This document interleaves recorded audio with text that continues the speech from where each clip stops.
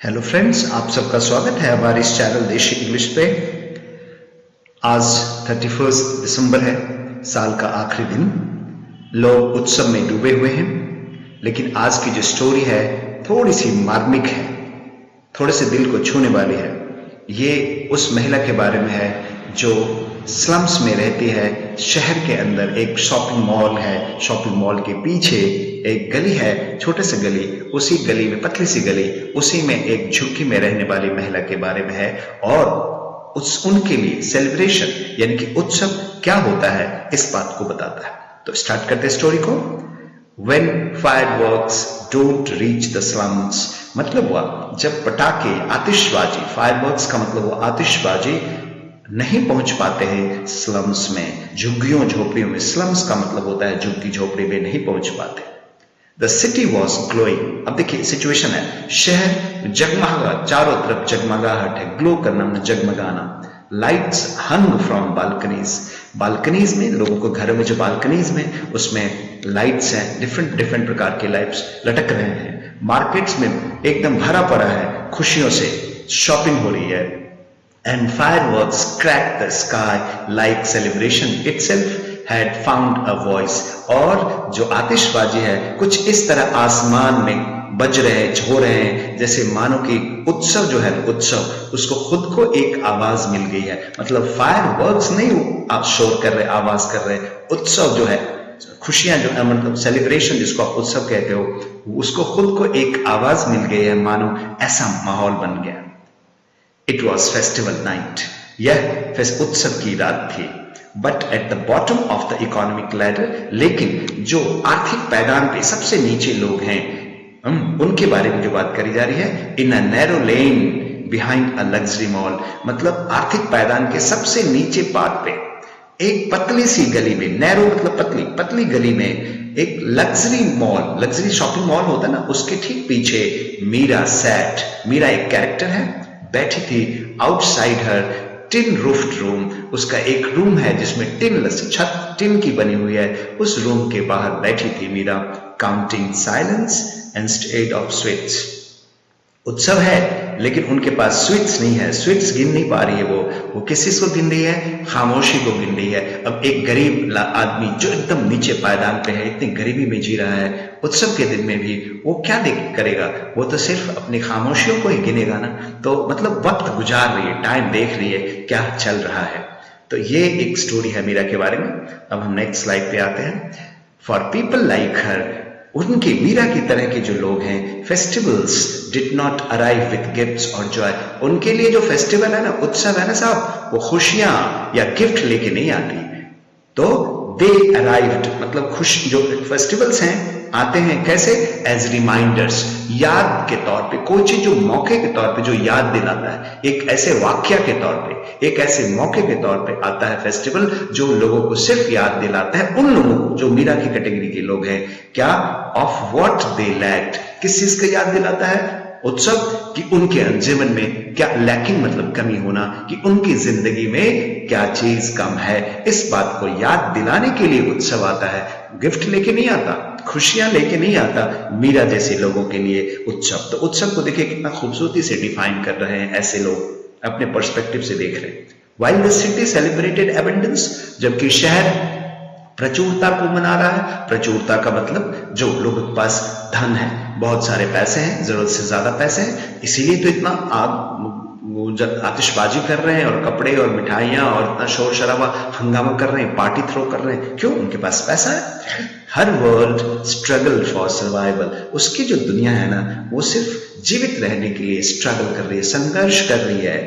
उनकी दुनिया, मीरा जैसे लोगों की दुनिया स्ट्रगल कर रही है, सिर्फ जिंदा रहने की लड़ाई लड़ रही है वो लोग। The ration shop had run out of grains, ration shop से अब वो नहीं है, अनाज नहीं है। रन आउट ऑफ ग्रेन्स का मतलब क्या हुआ? अब राशन शॉप में अनाज खत्म हो गया। The landlord still demanded rent, उसके बावजूद जो मकान मालिक है इतनी बुरे हालत में रहने के बावजूद उनसे रेंट मांग रही है। हर हस्बैंड्स डेली वेजेस, उसके हस्बैंड का जो दैनिक मजदूरी है, जॉब जो करता था, हैड वैनिश्ड वीक्स अगो, हफ्तों पहले, कई हफ्ते पहले उसके हस्बैंड का जॉब वैनिश हो गया। वैनिश का मतलब गायब हो गया साहब।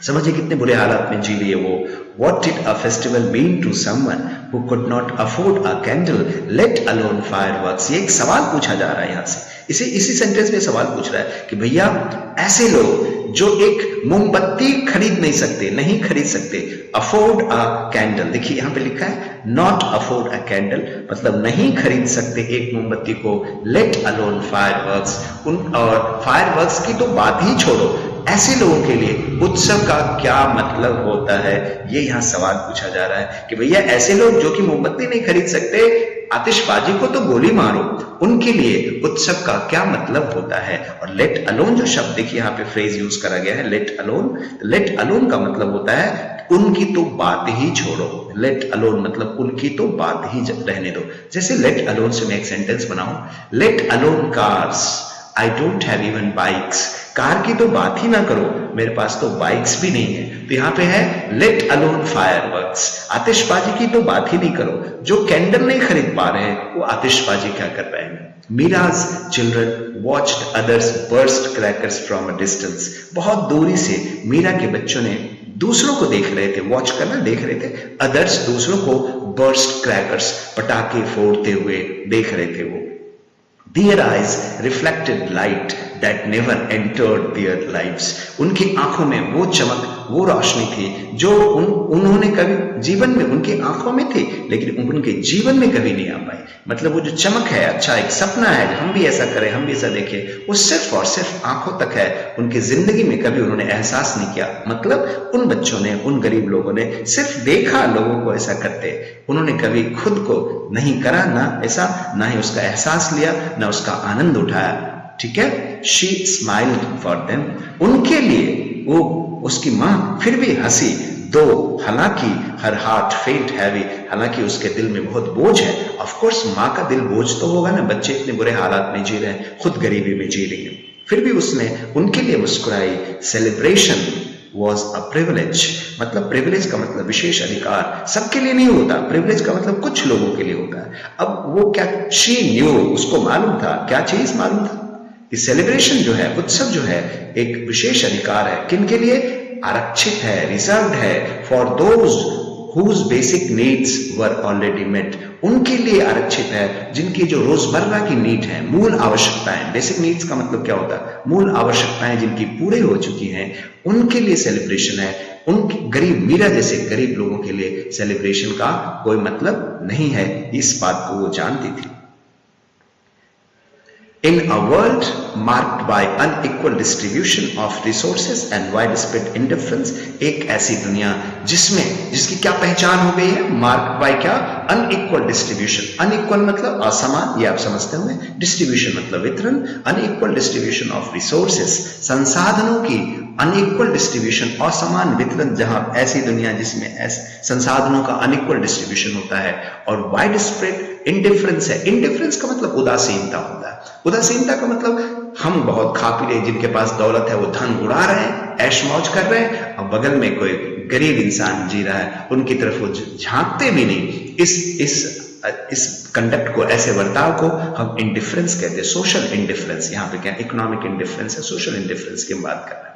Festivals become hollow symbols for the poor, एक ऐसा दुनिया जिसमें कि असमान वितरण होता है संसाधनों का, और जिसमें उदासीनता भरी पड़ी है। उत्सव जो आते हैं एक खोखले संकेत के तौर पे आते हैं गरीबों के लिए, माने गरीब लोगों के लिए। उत्सव का जो समय है, होली हो, दिवाली हो, नया साल हो, या कोई भी ऐसा समय है जिसमें लोग खुशियां मनाते हैं, उत्सव मनाते हैं, एक खोखला संकेत के तौर पे आता है, वो उन्हें खुशियां नहीं देता है। देवर डेज, ये उत्सव यानी ऐसे दिन जो होते हैं when inequality felt louder, ये ऐसे मौकों पे, देखिए साधारण दिनों में इंसान भूल जाता, अपने काम में लगा होता है, लेकिन ऐसे मौके पे जिनके पास कुछ नहीं है, बेचारों के पास, वो बहुत ज्यादा एहसास करते हैं एक बात का। किस बात का, असमानता का, कि कितनी असमानता है। किसी के पास इतना है कि वो फेंक रहा है, और किसी के पास खाने को नहीं है, कब पहनने को नहीं है। तो ये उत्सव के दिनों में, सेलिब्रेशन के दिनों में ये असमानता ज्यादा फील करी जाती है, और क्रुएलिटी को जो है, इंसान के अंदर जो क्रुएलिटी हो सकता है वो ज्यादा शार्प हो जाता है, ज्यादा तेज हो जाता है। Joy echoed everywhere, joys echoed everywhere का मतलब क्या हुआ? खुशियां हर तरफ बिखरी हुई थी। एक्सेप्ट मतलब के सिवाय, वेयर हंगर लिव्ड, कितना खूबसूरत लिखा हुआ है। जहां पे भूख थी, मतलब जहां पे सिर्फ भूख थी वहीं पे खुशियां गायब थी, बाकी हर जगह थी खुशियां, हर जगह खुशियां थी, सिर्फ वहां नहीं थी जहां पे भूख थी। भाई जब भूख होगा जिस समाज में, जिस परिवार में, वहां पे खुशियां कैसे होगी? Yet Meera still cooked a simple meal that night. फिर भी मीरा ने बनाया खाना, बहुत साधारण सा खाना, और वो क्या था साहब? एक तरफ तो पार्टियां हो रही हैं और दूसरी तरफ मीरा जैसे गरीब लोगों के घर में चावल और नमक बना है। She told her children a story. उसने अपने बच्चों को एक स्टोरी सुनाया। Held them close, अपने पास, अपने बाहों में भरा, बहुत क्लोज ले लिया उन बच्चों को। And whispered का मतलब बहुत धीरे से कान में बोलना, hope into their ears, उनकी कानों में उम्मीद की बात करी, आशा की बात करी कि बच्चा हम लोगों का दिन भी अच्छा आएगा, ऐसी बात उसने करी।